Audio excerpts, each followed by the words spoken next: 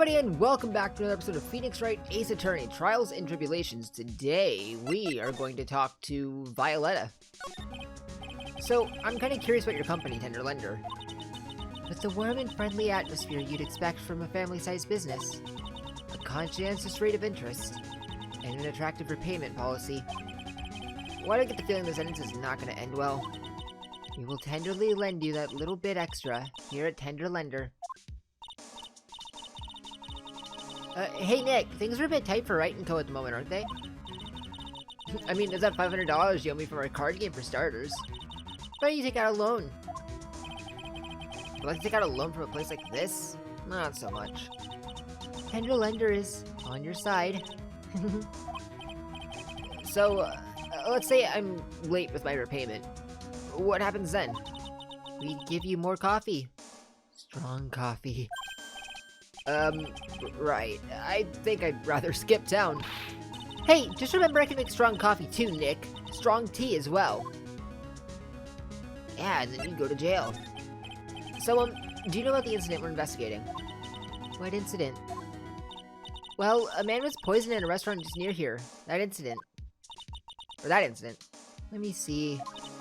I was here that day with the manager. The manager being the tiger. Furio Tigre. Furio? Tigre? So that's where the tiger thing comes from. Xenob's got a real name, Nick. Hurry and find out more about him. Okay. First things first, though.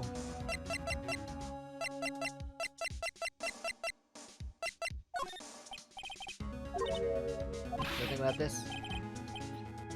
I'm so thirsty. Can you tell me anything except Don Tigre? Alright, well in that case... Well, you can tell me about yourself.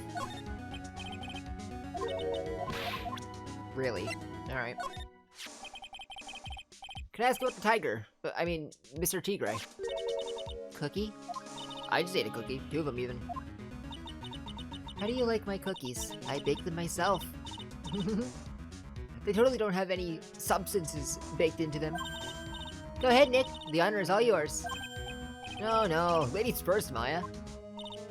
No matter how I look at this, I just don't get it. What are the tiger and the scary girl doing working together? We are lovers. That's not exactly coming across in your tone of voice. And I owe Don Tigre my life. He's the one who saved me.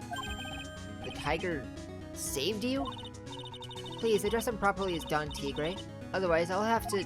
Okay. Don Tigre, of course. Sorry. He saved your life. I'd sure like to know how that happened. I'm very frail, you see. Just recently, I died. Once. You died? About 4 months ago. The doctor said to abandon all hope. I guess they were expecting her to take a boat ride across the river Styx. But Don Tigre, he saved me. He gave up everything. Everything? When I found out what he had done for me, I was happy. No offense, but I'm finding that a little hard to believe. I decided I'd pay him back with my life by serving him coffee and espresso. I still wonder about what's in her coffee. So, is that why you got that bandage around your head? This? Yeah, that. So what's the story of that bandage? Were you, like, hit by a car? Busted your head open? They put it on after the operation. Operation? I love that game! It's just a little injury. A little fatal injury. A fatal injury? Maya just suffered one herself by the sound of it. So, that's the injury you were talking about before when you said you had died once. Oh, another one?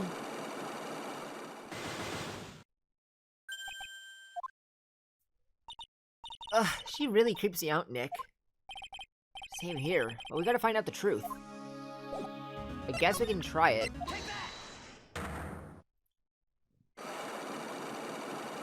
Probably can't do much. We might have to ask around a bit. Said that bandage around your head was from an operation? You also said that you suffered a fatal injury to the head, correct? Yes, the operation was very difficult, apparently. Now, by fatal injury, you mean you were hurt very badly somehow, right? Mm-hmm. Does the injury in question have something to do with this? Also, I just realized that your nameplate says Viola.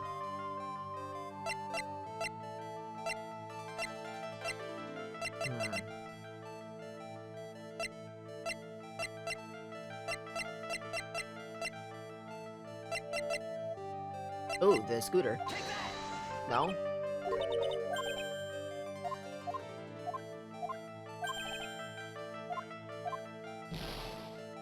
Okay. So she didn't crash the scooter.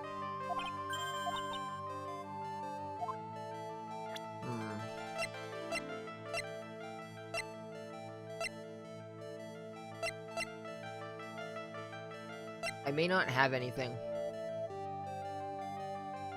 Paid to Tigre by the Cataverini family.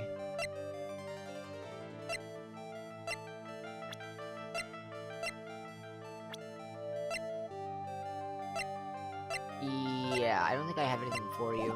So we'll come back to this. Let me turn up the game on my end as well, actually, real quick. Now I can actually hear the game. Oh, hey. There he is! Old Seedy's back feeding the pigeons again. There, take this! And this! And get out of my park! Like I thought, he's really mad. Come on, Maya. Just keep your head down and let's sneak away while we still can. What? Why? Hello, old man! What are you doing, Maya? Huh? Gah! Hey, he just turned his back on us. I'm not surprised. I bet it really hurt his pride in court this morning. Hey, Mr. Kudo! Pigeon!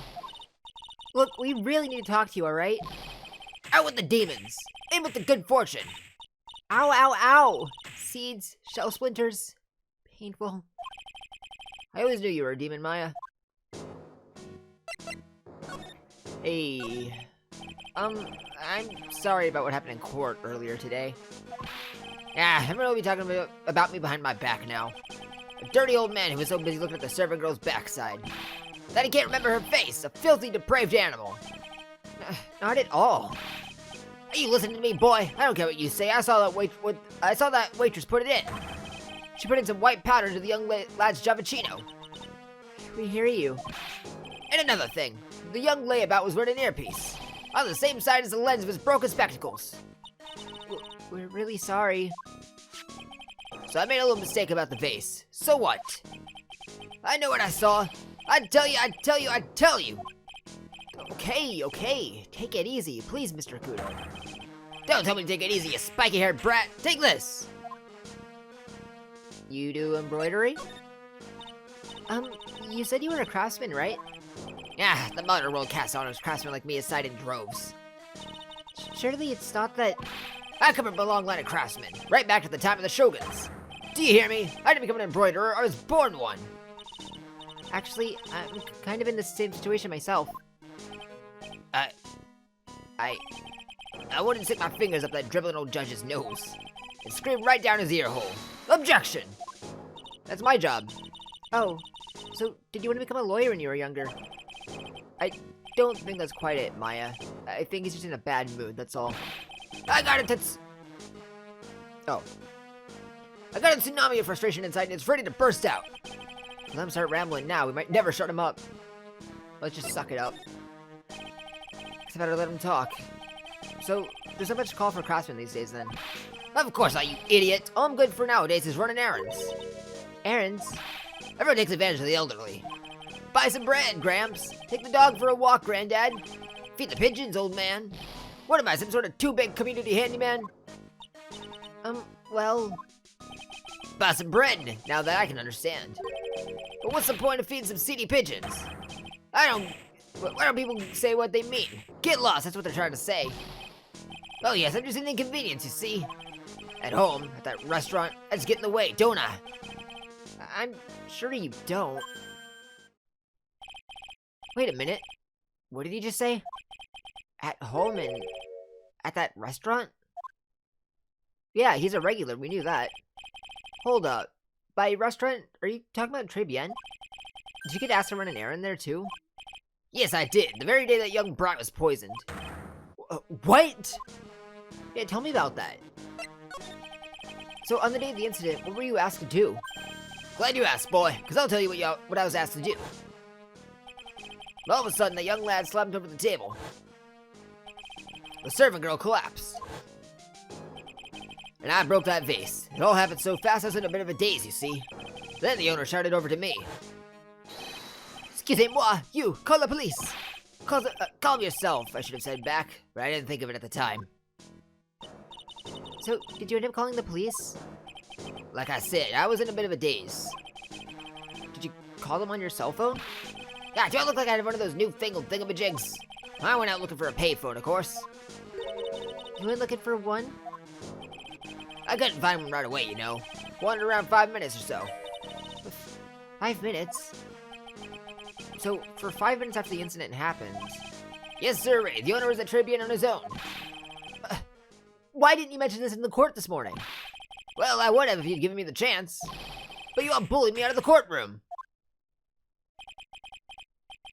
Thank you, Mr. Kudo. You certainly earned your kudos for today. Wait a minute. That's the case, there's more. I've got more to say. Oh, yes, I remember something else. Yeah, and you got kicked out. It's not my fault. You're the ones to blame. You could have at least told us before we got to court. Is it really that important that Mr. Kudo was the one who called the police? What's important is the unaccounted time before the police arrived. The victim was dead, and Maggie was unconscious.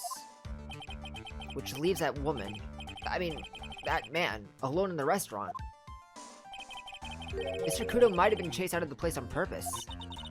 What do you mean? Maybe a certain someone didn't want him in the restaurant. Ah! Oh, sure, you go ahead and say I was the same way as usual. I was in the way as usual. I suppose I should have been getting myself covered in pigeon poop instead, huh? I need to get more details of what exactly happened. From Maggie, and from Mr. Armstrong.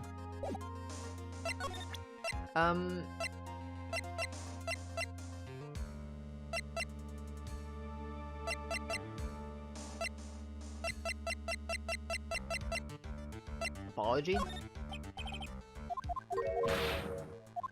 Okay.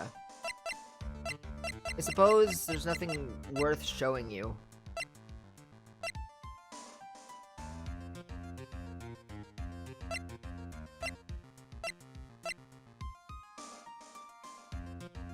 Yeah, I suppose so. Alright, we'll come back to talk to you if we need to see you again. Till then, let's go talk to Maggie first in case she has information that we might need for Mr. Armstrong. Oh, Mr. Wright! Hello, Maggie. So they finished questioning you. Wasn't it just unbelievable in court today, sir? I'm gonna stay up all night and blog about everything that happened. Weren't you scared? It was pretty touch and go in there. Yeah, but you totally nailed that old man. Well, he was all over the place with his testimony. He's not the only one. Huh? What do you mean? Everyone else's testimonies don't match up either. Not with what I remember of the incident anyway. Is it possible she's the one misremembering things? I mean, she did pass out. There is a chance. Maggie, you know how you said that everyone else provided testimony that doesn't match up with what you remember? Yep, there are just so many things that don't seem to add up. The biggest contradiction is the other guy I saw at the victim's table. He was the one who slipped something into the victim's coffee. I'm sure it was him. But didn't Mr. Kudo testify earlier today that it was the waitress who put some white powder into the coffee cup? So you really think it was that disappearing man that did it? Well, he's not the only thing that disappeared. The CD vanished as well. You know, the CD with the writing on it? Oh yeah, the MC Screwdriver album, right? It was MC Bomber, Maya. The name was scrawled on the sports paper as well. They never did find that CD at the crime scene, sir. Or the victim's medication. That's gone missing too. Ouch, my head. It's getting way too complicated for me. It's not that hard to get. You said that you passed out when the victim, Glenn Elg, collapsed, right? Yes, it's so embarrassing. I mean, I used to be a cop. When I came to, the restaurant was buzzing with police. Before I knew what was going on, they arrested me, sir. So, between the time the victim collapsed and the time the police arrived on the scene, you have no idea what went on at Trials? No, no idea at all. Why? Is it important, Mr. Wright? The other witness, the old man from the park, was pretty much chased out of the picture. Chased out of the picture? What do you mean? Old Seedy wasn't inside the restaurant because he was told to go call the police. Exactly. And you, Maggie, were unconscious. That means Mr. Armstrong was alone in the restaurant for a brief period of time. No. You don't think Mr. Armstrong set me up, do you? Well, when you consider the facts, it's hard to imagine that Mr. Armstrong isn't involved in this at all. It's like the master biting the paw of the dog that it feeds. What? Oh, no, I get it. That's just a really weird saying. Are you sure about this, Mr. Wright? Well, the old man said as much when we spoke with him earlier. I don't know. The things that man says don't add up for some reason, sir. Maggie looks like she's trying to figure something out. Maybe we should ask Maggie exactly what she knows about Old Seedy. Sure, but first... Seedy? You don't have anything to say about it? Huh. You know about these matches? No? Okay. Oh, right. This is for you, by the way. Oh yeah, I've got something you're gonna love. Really? What is it? A lunchbox, just for you. Here. Wow, a lunchbox? Weenies, too. I can't believe it. Thank you, sir. Did you make this just for me, Mr. Wright? Nah, this is Detective Gumshoe. Who else would make such a nice lunchbox for you? Detective Gumshoe? He's really worried about you. Looks like he put a lot of effort into making this, too. I can't accept it. Detention center rules. No gifts allowed, sir. Come on, Maggie. Don't be like that. The rules are the rules. They'll lock you up if you break them. Somehow, when an ex-cop-turned waitress says that, it seems a whole lot scarier. And anyway, I hate weenies. Oh, really? It's all yours, Maya. You can enjoy it with Mr. Wright. But... She's right. It's better than letting it go to waste. But... I guess so. Eaten with Maya. Well, how was it? I hit the spot. I love weenies. Oh, good. I'm glad I gave it to you then, sir. Let's maybe not tell Gumshoe about that. This is the guy you saw, yeah? Holy smokes, that's him! Huh? That's your phony, Mr. Wright! Just look at that ridiculous suntan. For the record, I'm not sunburned like an overred tomato, so I don't know how... He told me he'd been on a business trip to Hawaii, and that's where he got the tan. I'm not hearing this. Does this girl look familiar to you? No. You probably wouldn't know a thing about Lisa. Mr. Armstrong was very good to me after I was fired from the force. I can't believe someone as nice as him could have anything to do with this. Well, we don't know for certain, but it's very... likely. Well, in the time between the victim being poisoned and the police being called, the only person who was on the scene and had a chance to do anything was Mr. Armstrong. There was no one else there. Mr. Armstrong wouldn't... He wouldn't set me up, would he? I don't know. You can tell me about Victor, though. I feel much better after the trial this morning. I've been in a bit of a courtroom proceedings addict for years now. It feels like forever since I saw a witness as slippery as that old man. He's not really that bad of an old man, though. Still, I feel a bit uneasy. I thought you just said you felt much better. Maggie, if there's something on your mind, you've got to tell us. Especially if it has anything to do with Mr. Kudo or his testimony. Roger! I'll spill all of it and see what you make of it. Alright. Is there anything about Mr. Kudo's testimony that stood out as odd to you? Actually, yes. The fact that he's even testifying to begin with isn't quite what? Well, when I took the coffee over to the victim's table...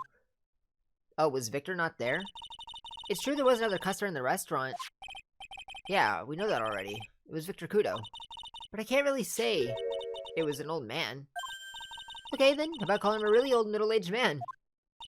No, age isn't the issue. The other customer was a woman. Woman? Are you sure, Maggie?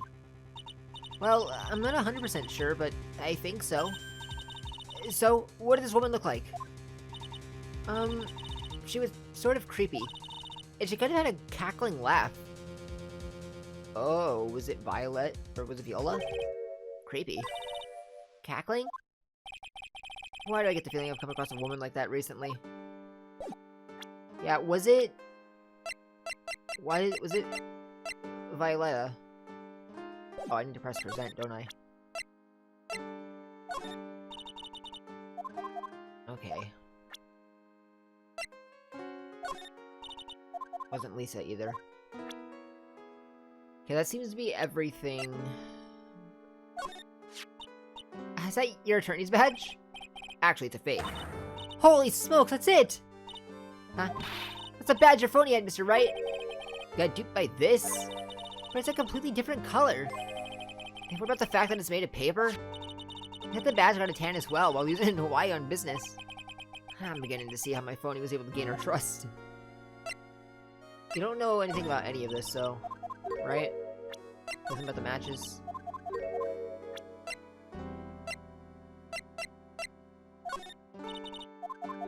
Oh, I guess this is a good time to ask you about the potassium cyanide. Never heard of that poison in my life, sir. Okay, maybe I have. But I've never seen it before. That's the truth. I wouldn't even know where the nearest potassium cyanide dealer is in the first place. Potassium cyanide dealers? Sounds like another group of drug pushers to avoid. In any case, this definitely isn't something you can pick up just anywhere.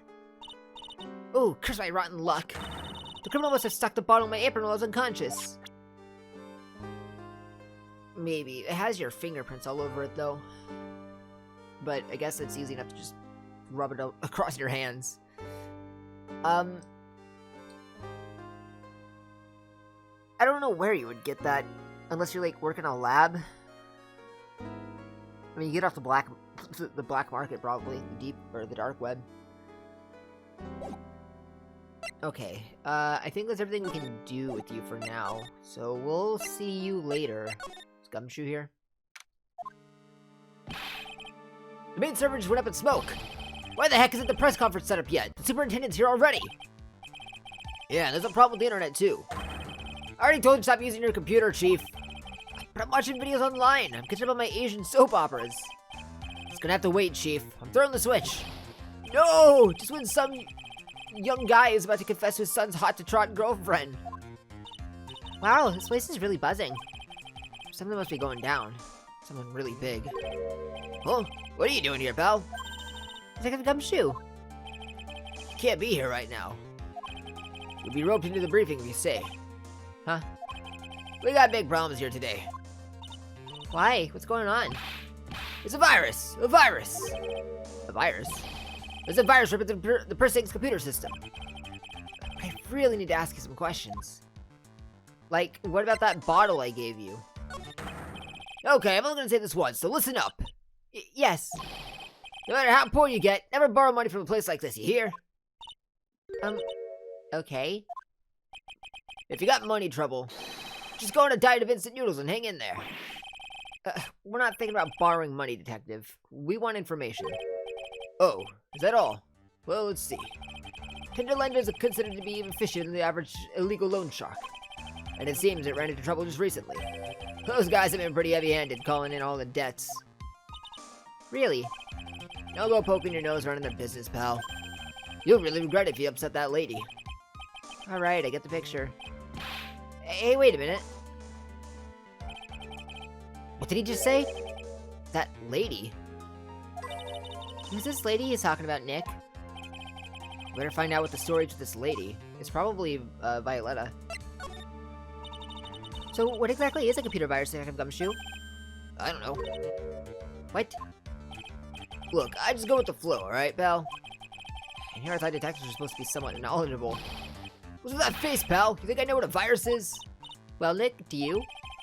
A computer virus? Sure, I mean, only in simple terms, of course. Really? Wow, you know everything, Professor Nick. Yeah, I'm gonna call you Dr. Wright from now on. Hey, that sounds pretty cool. Did you agree, Dr. Wright? Why do I get the feeling they're making fun of me? Okay, fine, I'm no expert, but I can at least explain the basics to the two of you. A virus is a program that gets inside a computer and causes damage. Damage? You mean it makes the machine go boom and explode? No, the damage is, well, it's all internal. So the inside goes boom, right? Imagine all the case data you've got stored on your PCs here in the station. A virus could wipe out all of that. It's the kind of damage I'm talking about. Wow, that's scary. Yeah, and what's even more scary is that viruses are infectious. Infectious? Most computers are connected together on a network, right? A virus can move forward from one machine to another over the network. So the virus just keeps spreading faster and faster. Just like a real virus, huh? But, Nick, why would anyone want to make a program like that? Yeah, it takes ages to type in all that data. Why would you want to destroy it, pal? No, people don't infect their own machines. They send the virus to someone else's. What? That's horrible. Oh, I get it. It's like you sneeze on Mr. Godot so he catches a cold. Right, then he wouldn't be able to turn up in court because he'd be too sick. You really shouldn't do stuff like that, Nick. It's wrong. Who? What? Where? When? And why did the conversation jump to talking about me? Anyway, that's for computer viruses. A bad program that causes damage. And all the different viruses have names, right? I kinda feel like I've heard the name of a virus we got somewhere before. Name of the virus, huh? I feel like I've heard of it before, too. What's the name of the virus? Oops, I didn't mean to do that. MC Bomber. Oh. This is something important. I thought so, here it comes. Just nod to yourself and keep me in the dark, Nick. What's going on? It's okay, Maya. You don't have to cry about it. The name's scribbled on that sports paper and written on the CD. That's the name of the virus. MC Bomber. Oh, it's on a mixtape. Oh, it was a virus program. What? Yeah, the virus that just infected every computer in the station, pal. It's MC Bomber. Can you give us any more details? Please. Okay. We already knew about the MC Bomber virus from a while back. A group of criminals issued a series of demands to the head honchos of law enforcement. They threatened to release the virus if their demands weren't met. Who are they? I don't know. Some hotshots from the criminal underworld would be my guess. Now the virus has been released, huh? Yeah, it's in every computer and every public office in the city. Everyone's going nuts. They're hopping around like they're dancing at a carnival. All this stuff, the criminals and viruses, it almost feels like we're in a sci-fi movie. Apparently, the programmer who made the virus was a real genius or something. The focus right now is on tracing the rush of this virus to the black market. You mean, someone put this virus up for sale? Yeah, I know, because this one's so powerful. Larry estimated its price tag was in the millions of dollars, pal. In the millions? A virus can be worth that much? I mean, I guess it really depends on what kind of information it can get you. Could easily get you more than millions. Hey, Gumshoe, buddy, old pal. That's the girl who works over at Tinder Lender. You want to stay away from her, okay? I mean it. She does look kind of unforgiving, doesn't she? That should be the least of your worries, pal. What's that supposed to mean? What could be worse?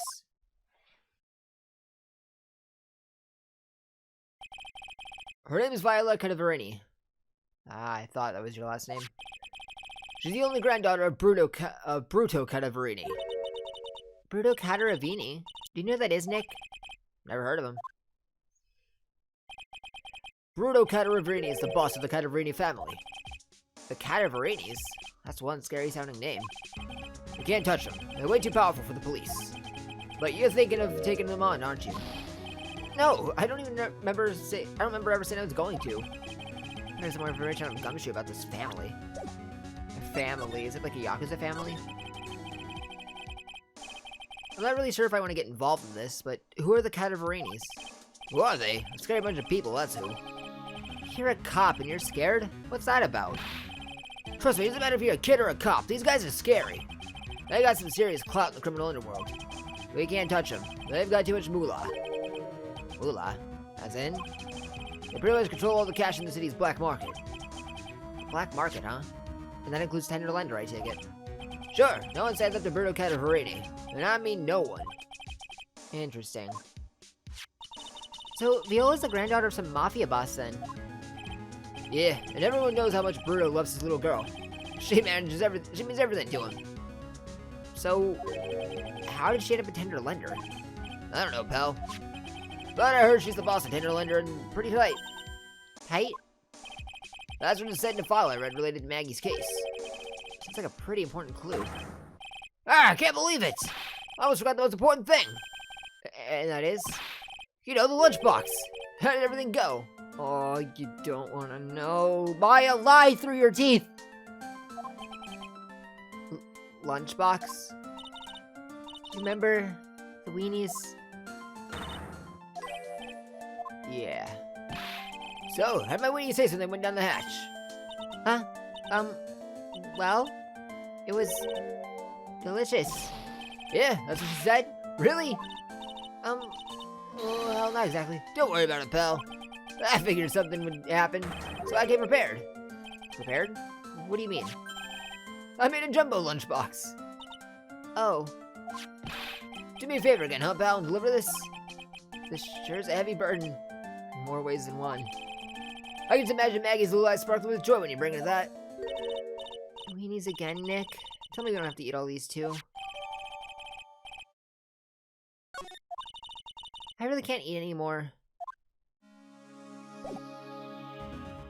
Right, I guess I'll go deliver this lunchbox next time. Thanks for watching.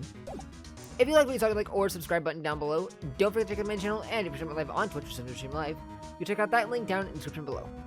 Thanks for watching, and I will catch all of you in the next one. So take care.